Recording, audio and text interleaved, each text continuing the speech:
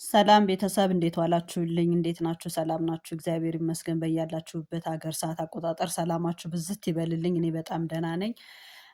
ዛሬ ደግሞ ስለ ስውሯ ማርያም ምስክርነት ነው መናገር የምፈልገው።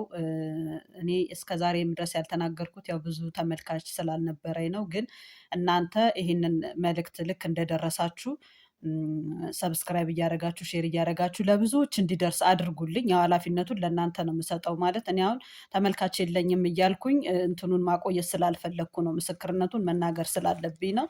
እና ያያችሁት ሁሉ በመብርሃን ስም ያው ሰብስክራይብ ሼር እያደረጋችሁ ለመላው ዓለም አድርሱልኝ። ምንድነው 1 ዓመት ሙሉ ስራ የለኝም ነበረ እና ከዛ በኋላ ስራ ፈትቼ ቁጭ ብዬ 2 ልጆች አሉኝ። ለማስተማርም ለሁሉም ነገር ብዙ ነገር ይቸግራል እና ስራ ፈቶ መቀመጥ በጣም ከባድ ነገር ነው። ከዛ ስራ ፈትቼ ቁጭ ብዬ 16 ጾም ነበረች እና በ16ቷ ጾም 2017 እቤቴ እያለሁ ሱባኤ ያስኩኝ ማለት ነው። ከዛ ሱባኤ ይዤ እስቲ ቆይ እመቤቴ ደጇ ልድረስና ልምጣ፣ ይቺ ጾም ሳታልፍ ዝም ብለን እንደው ተሳልመንም ቢሆን እንምጣ ብለን እኔና እህቴ ተነስተን ወደ ቦታዋ ሄድን። ከዛ በኋላ እዛ ቦታዋ ሄጄ ማለት ገና ሳንሄድ በፊት እህቴ ቤት አላትና ይህንን ቤት ልሽጥና የምትፈልጊውን ገንዘብ ያህል ልስጥሽ፣ ስራ ጀምሪ፣ እዚሁ ሀገር ስራ ጀምሪ፣ ወደ ስደት አታስቢ፣ እዚሁ ሀገር ጀምሪ ስራ ትለኛለች። ፕሮሰስ ከጀመርኩ ወደ ውጭ ሀገር ለመሄድ ወደ አረብ ሀገር ለመሄድ ፕሮሰስ ከጀመርኩ በጣም ቆየብኝ እና ወይ ያኛው አልተሳካም ወይ ቤቱ ደግሞ ቶሎ ተሽጦ እሷ ገንዘብ የምትሰጠኝም ጊዜ አልደረሰም እና በጣም በመሀል እኔ ተቸገርኩኝ። ከዛ ሄድን። ለማንኛውም ከዛ በኋላ እዛ ደርሰን ሁሉን ነገር መገበሪያውን ምኑን ሁሉን ነገር እዛው ያለውን አገልግሎት በሙሉ ከተጠቀምን በኋላ ደከመንና ቁጭ አለን እኔና እህቴ ማለት ነው። ከዛ ቁጭ ብለን ምንድን ነው አሁን ምን አሰብሽ? ምን እያሰብሽ ነው?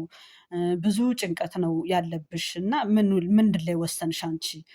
በመሄዱ ነው የምትወሰኘው ወይስ ደግሞ እዚሁ ሀገር ሆነሽ እሷ ቤቱን ሸጣ ብር ልሰጥሽ ነው? ምን ላይ ደረሳችሁ አለችኝ። ማለት ታላቃችን ናት። ከዛ እኔ አላቅም፣ ይህንን ነገር የምታውቀው መብርሃን ናት። እኔ አሁን ከሁለት አንዱ ወይ ይሄ ተሽጦ እዚሁ የምሰራበትን ነገር እሷ ታመቻችልኝ፣ ወይ ደግሞ የአረብ ሀገሩ ተሳክቶልኝ ወይ እዛ ሄጄ የምሰራበትን ነገር ከሁለት አንዱ ቀድመሽ መልስ ስጭኝና ያ ምልክት ይሆነኛል። የትኛው ለእኔ ጥሩ እንደሆነ ያሳካሽው ነገር ለእኔ ምልክት ነው እመቤቴ። እና በቃ ሳቱኝ ሳታድሪ እኔ መልስ ስጭኝ፣ እኔ ተጨንቄያለሁ በቃ እና በጣም ቸግሮኛል፣ ተጨንቄያለሁ።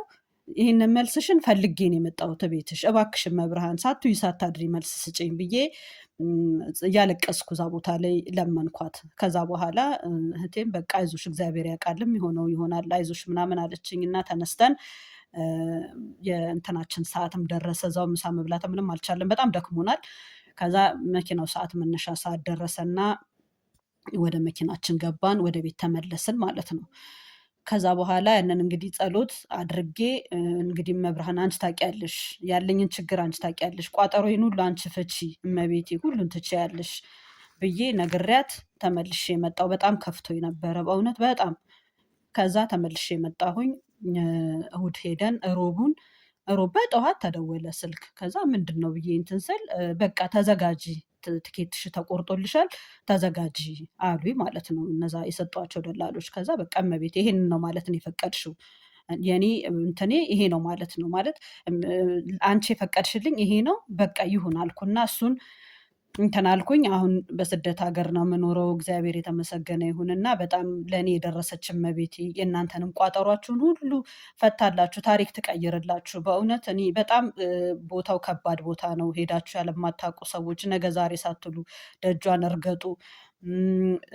ያልሰማም ይስማ። አሁን ለምሳሌ የቤታችሁ ሆናችሁ እንደዚህ ምስክርነት ስትሰሙ የበለጠ ልባችሁ ይነሳሳል። እኔም አሁን ቤቴ ሄጄ በቃ የስውሯ ማርያም ምስክርነት ነው እንትን እየፈለግኩ ሳይ የነበረው። ብዙ ተስፋ ነው በቃ የሚሰጠው እንደዚህ ምስክርነት ስትሰሙ።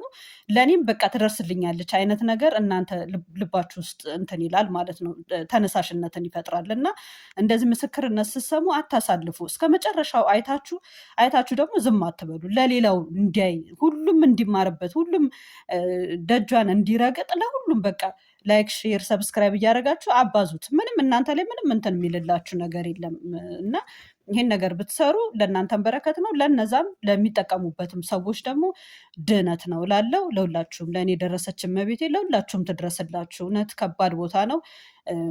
እመቤቴ እንግዲህ ክብር ለሷ ይሁን። ዓለም ይድናል ተብሎ የተነገረለት ነገር እውነት ነው። ዓለም ነው የሚድነው እዛ ቦታ ላይ ዓለም የሄደ ሁሉ አፍሮ አይመጣም። እኔ ስለ ቦታዋ ምንም እንትን አልልም። በቃ ሳልጠራጠር በእርግጠኝነት ነው የምናገረው። ማንም እኔ ኃጢአተኛ ነኝ፣ እኔ በደለኛ ነኝ፣ ማንም ይሂድ ማንም ንስሐ ገብታችኋል ወይ ምናምን አይባልም። ቦታው ላይ ስትሄዱ ሁሉም ይድናል። በቃ ሁሉም ነጩም ነጮች ሄደው እንትን ይላሉ፣ ይፈወሳሉ። ሙስሊሞች በተለይ እዛው አዳራሽ ውስጥ በብዛት ያሉት እነሱ ናቸው። ሙስሊሞች በቃ የማይሄድ ሰው የለም እና ማንም መልስ ሳያገኝ አይመጣም።